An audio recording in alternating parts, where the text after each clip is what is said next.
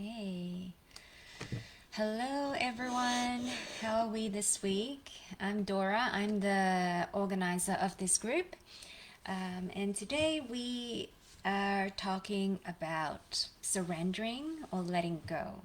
So, in case anyone who's new here, I come on live every week, every Tuesday at 9 a.m. Pacific time, and we do a mini, I don't know what to call this session, a mini training, mini coaching, or just a conversation around anything that may be of interest. So, this week we're talking about problems of letting go. Hi, Nadie. Good to have you. Um, yeah, I think this is a big one. This is a challenging one for most people, myself included. And we have a tendency to hold on to things, not letting things go. And what do I mean by things? It could be feelings, emotions, our thoughts, expectations. All of these things are things that we can find hard to let go of, right? And what happens when we are not able to let go of these things is that we can really let these thoughts or feelings brew inside of us. We can dwell on them.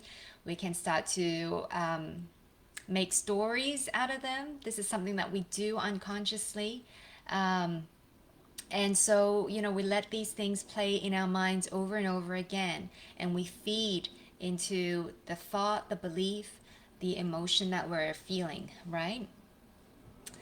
And sometimes it gets to a point where you actually know it's not healthy. Like even your logical mind is trying to find a way to help you let go, to help you get out of this repetitive cycle, right? And so sometimes I even hear myself and other people would, might experience that, oh, it doesn't make sense. I can understand it in my mind, but for some reason, this issue just keeps coming back up and I'm still angry or I'm still frustrated. I can't seem to let it go. So, the logical mind sometimes is ready to let go when your body isn't able to. And of course, your logical mind gets information from your body. And so, whatever that you're feeling, you're also going to generate thoughts that are related to what you're feeling. And then sometimes it can happen the other way around. Sometimes we can feel certain emotions coming up in our bodies.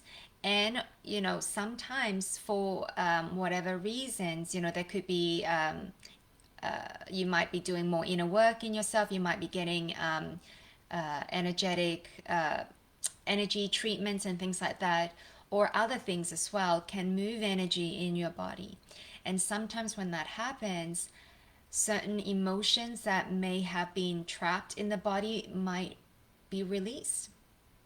And as these emotions are coming through, we might feel discomfort. We may feel agitated, and all sorts of feelings might come up for us that we're like, oh my gosh, what is that?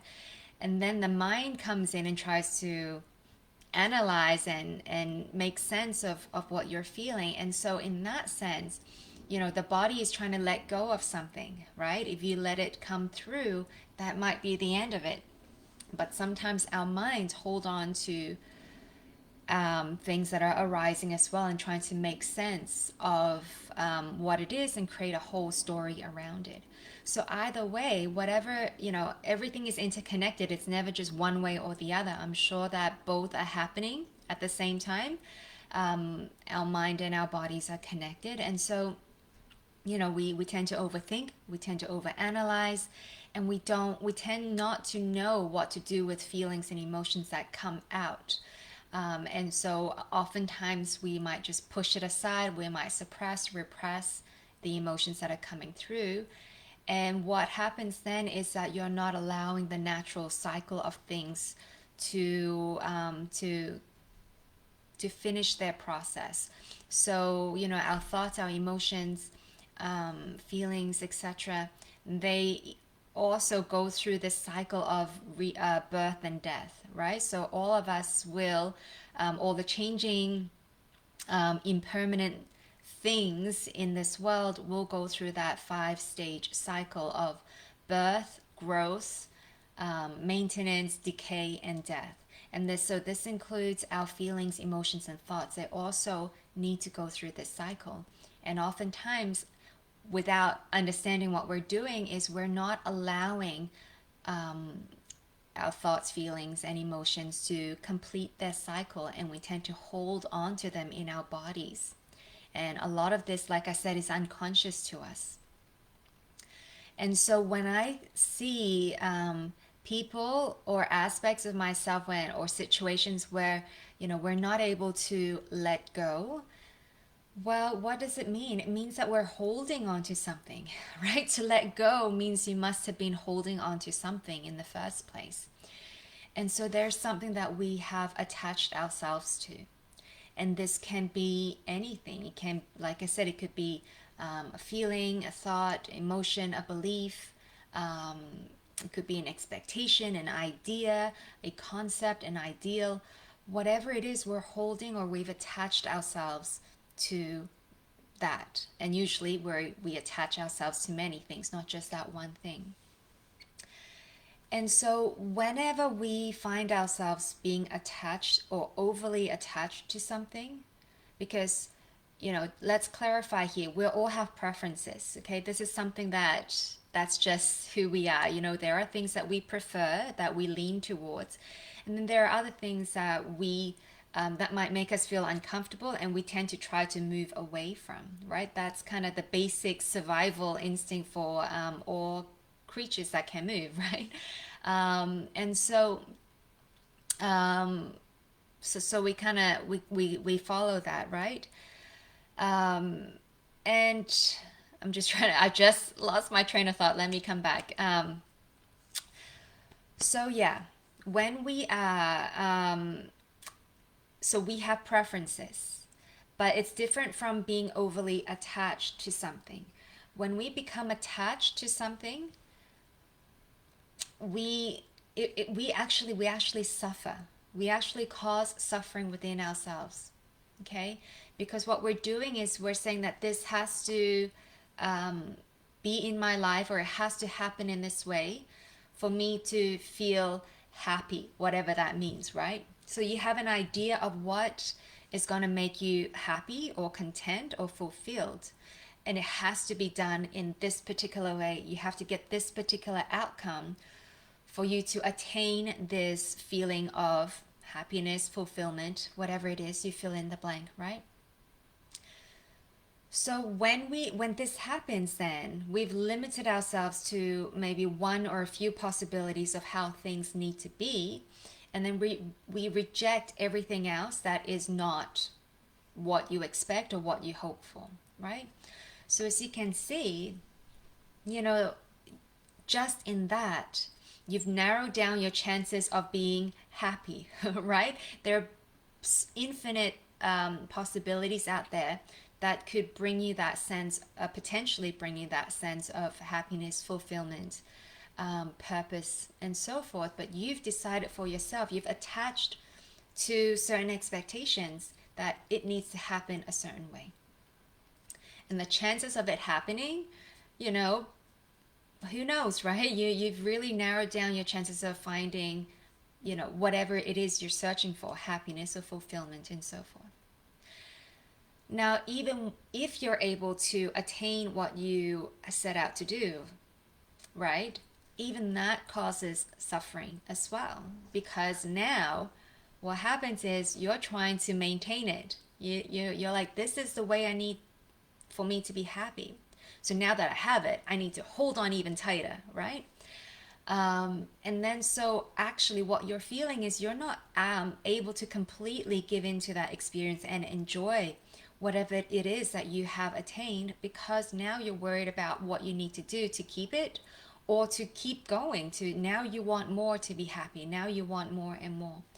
And the reason for this, why we keep wanting more, is because we are continually trying to find a way to move away from suffering, right? Just like we said, we want to move towards what's pleasant. and what causes discomfort and suffering we want to move away from. That's just our instinct. However, having said this, when we continue to acquire more and more and more, I think part of the driving force is because we haven't gotten what we needed. And we, even though we've attained what we achieved, we still feel maybe dissatisfied, unfulfilled. Maybe there's still a void. And then so we think, oh, that wasn't it. It must be something else. And you continue on, right? Trying to find that feeling that is, it's not something you can actually get from the outside world. So so that's one one thing that we all experience. And why there is so much dissatisfaction, conflict, and suffering is because we actually haven't been taught what we need to do or where we need to look to find that true contentment and fulfillment and satisfaction. We've only been well, not only, but most of us have been programmed or conditioned to look outside of ourselves. And so we place a lot of importance on our physical body and other physical things, material things. And we kind of forget that our physical body is only one aspect or one expression of ourselves. And we're not just the physical body.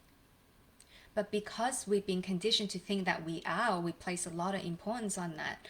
We try to fix things or attain things the way that we've learned, the way we've been taught, and that is to acquire and to, attain certain physical things, material things. And our success, for instance, is usually measured by monetary wealth, right? Is what we have achieved and acquired, that status and all of these things. And then and then we realize we're still not satisfied or happy. We yearn for something more meaningful in our lives. We yearn for deep connections. We yearn for support and nurturing and understanding from other people. And all of these things are not found by just merely focusing on the physical world. I mean, we live in a physical world, but we could argue about that too if you want to get real deep into the yogic teachings. But let's, for the sake of this argument, that we are in this physical world that we're living in, and we need to be able to be functional and relate to people, right, in a tangible way. But this is not all that there is. But we have not experienced it any other way because we have not been taught to look at our lives in a different way. So I find that when we're not able to let go, we tend to hold on to maybe the most surface, obvious conflict, if you like, right? And in fact, we're holding on to the story rather than the actual problem. So there might be something that triggered you. Maybe someone said something or did something or didn't do something. Whatever it is that triggered us to feel certain emotions, and that might bring up certain thoughts and beliefs. And then we tend to hold on to these triggers. We will brew over, oh, I can't believe he said this, and maybe you have in your mind the conversation that you might have with that person, maybe in the future, preparing yourself for how to argue, or even just dwelling in the past and replaying that conversation or that interaction over and over, thinking about, oh, I should have responded this way or that way, right? So that's what I see when people can't or have problems or challenge letting go. What's actually happening is that you're holding on to the story, you're holding on to the trigger. They're nothing more than just that. They're not the cause of the problem, even though we think that they are. And we're like, well, if he didn't say this or if she didn't do that, this wouldn't have happened. But if we were to turn inward and turn attention inward, we're going to see that whatever that triggered us was just bringing up something that was already inside of us. That there's something deeper that's felt by the body that's asking for us to resolve it. And when we hold on to the trigger, we're actually not going to the source of the problem. And this is why we can't just say let it go, right? This has been said so many times that it's lost its meaning, right? It's like, well, if you could let it go, you would have done so. So you can't let it go by thinking. You can't think your problems away. You can't think your feelings away. And the reason why if you're watching this, or if you will be watching this later on, if the struggle with letting go is not in the mind, it's in the body. So you're holding on to something in the body that you're not able to let go of. And in doing so, the mind is trying to find a story and explanation to help you understand or integrate, or to help you in this experience, even though sometimes the overthinking is not helpful. But this is what the mind is trained to do, is trying to make sense of what you're feeling in the body. And so understanding that, then what can we do? Well, one of the things that I teach all my clients and students is that if you don't know me by now, I base a lot of my teachings on the method of Yoga Nidra, and in one more specifically, a particular form of Yoga Nidra, which is integrative restoration, or I-rest for short. And so in this teaching, we talk about something called our heartfelt desire. Or if you like, you can think of it as your dharma, or your life purpose. So this exists in all of us. There's a drive deep within us. There's a reason for us to be here. At least there's a deep drive or motivation that makes us feel that there is something that makes sense to you, for you to do or to be, or a way of being in this world. Now, the thing is, we have not been taught how to figure out what that is. But instead, again, like we said, we've been conditioned to be very externally focused. So that as we continue to focus outwardly, we start to move further and further away from that true life purpose or passion or drive or desire that we need to feel contentment and satisfaction and fulfillment. So as we move away from our heartfelt desire, we're going to feel more lost, if you like. You're going to continue to chase and do and behave in such a way that you want to, subconsciously or unconsciously sometimes, you're continually striving for something, even though you don't really know what that is, because there's something that's within that feels like something's not right. I'm not happy. I need to do more. I need to search more. I need to look, and so on and so on. And then so in doing so, a lot of the times we actually continue to move further away from our heartfelt desire. And so, as you can imagine, we're going to continue to feel that suffering and dissatisfaction and void. So what we actually need to do is to shift our attention, so that instead of focusing outwardly, we're going to bring that attention back inwardly. And this is where learning to let go comes in. Okay, so let me explain this. So like I said, if we are not able to let go, we're holding on to something. Usually this something is in our bodies. We don't understand what it is, and we try to fix it, like I said, by going externally and doing and striving.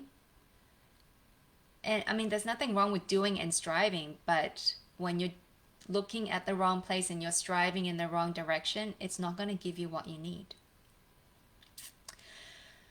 So, and then also other things can feed in to when we continue to look outwardly, we become disconnected with ourselves. And instead of being able to trust what we need or understand what we need, we look at other people to tell us what it is that we need to be happy, right? And we're all doing this. And no wonder happiness is so elusive, because it's not out there. You know, when you're continually trying to get validation from the external world and people that's outside of you, what you're doing is you're living for them. You're not living for you. Of course you're not happy, right? And and then, you know, with our conditioning, we hold on to ideas, stories, expectations of how things need to be for us to be happy. So all of this, you know, a lot of this, or the suffering that we feel, we've actually created this internally, even though we kind of blame it a lot of the times on our external environment, situation, or people, or circumstance. But if we really look, you know, deeper, peel away the layers, ultimately what you're going to find is that, you know what? We're unhappy because we're not living in alignment with our deepest heartfelt desire. We're not giving ourselves what we need. We're living for other people and not for ourselves. And and then so this is why, you know, one of the reasons why letting go can be tough, okay? Because it feels really scary to let go. Because when we're talking about letting go, it's not just letting go of the situation, you know, like I said, the triggers are just triggers. What's causing you to hold on and attach to certain ideas and things, and hence finding it hard to let go, is because there's something deeper that is calling your attention, but you don't really know how to address it. You don't know how to get closer to yourself. You don't know what it is that you need, and you continue with what you have been trained to do or what you know to do, and that is continuing to look outwardly, and try to fix your problem by doing, by attaining, by acquiring, by, you know, setting expectations that may or may not be realistic. You know, all of that stuff. You know, I don't need to get into everything, but I hope you can understand where I'm going with this. Now, so what can we do, right? What do we? What can we do? Well, I think that the most obvious one is, well, if we're moving away from ourselves, we need to find a way to come back and get in touch with ourselves again. And when we are able to do that, then we're able to understand the real source of our suffering, so that we can resolve it in a way that's going to be helpful to us, to help us to move forward in life in a meaningful and fulfilling way. And so, as you can probably guess, then, well, you know, not first, but one of the things that perhaps we want to start exploring is, what is something that really um, that really drives you in life. And we mistaken that with other fears and insecurities that we get, because that's what we've been conditioned to do, right? You know, we might say, oh, I want to get this big house and have a family and all of these things, I'm going to be happy. But, you know, it doesn't mean that these cannot be a heartfelt desire, but oftentimes you're going to find that actually your heartfelt desire is something different from that, and the desires that or things you think that you need to make you happy are beliefs, and conditioning that you received from your upbringing, the culture, the society, you know, and external expectations. So when we can get in touch with what we truly want, what we live for in life, then there's a way for us, or we start to become reoriented in our lives. We start to say, oh, this is how I want to feel and how I want to live my life. And you can reassess what am I doing currently? Is that in alignment to what I need to be happy? And that's a big question. And oftentimes um, we don't stop to think about that. We think about, um, or we have desires that we have been conditioned to have, but those conditioned desires are actually usually based in fear, insecurity, fear of lack, scarcity, all of these things, rather than coming from a really true place within yourself. And so that's going to be really important to help us to find, that contentment and satisfaction and fulfillment. And it gives us an idea of what are things that we perhaps need to reassess or change in our lives so that we can start living in alignment or start living closer to our heartfelt desire.